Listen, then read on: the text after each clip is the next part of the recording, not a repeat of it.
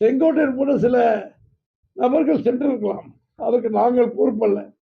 எம்ஜிஆர் பொது சொத்தாக இருந்தாலும், புரட்சித் தலைவர் அம்மா பொது சொத்தாக இருந்தாலும், எங்களுக்கு உரியவர், தமிழ்நாட்டு மக்களுக்கு உரியவர், பிசினஸ் ஆரம்பிக்க வந்திருக்கிற திரு விஜய்க்கு அவருக்கு பொருத்தமாக தான் அவர்களை பயன்படுத்தாமல் தான் அவருக்கு நல்லது.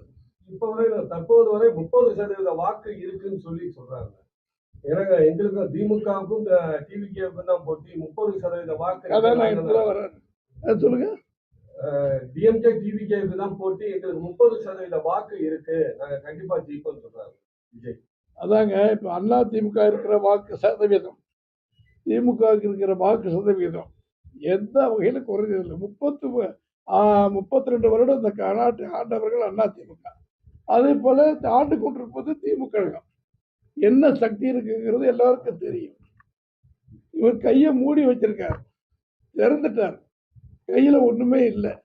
தேர்தல் நின்று மக்களுடைய அன்பை பெற்று அவருக்கு என்ன ஓட்டு ஒதுக்க தோணுனாக்கா நம்ம நம்பலாம். 30 கூட இருக்கிற கைத்தடிகள் 50 இதுக்கெல்லாம் நம்ம எப்படி பதில் சொல்ல முடியும்?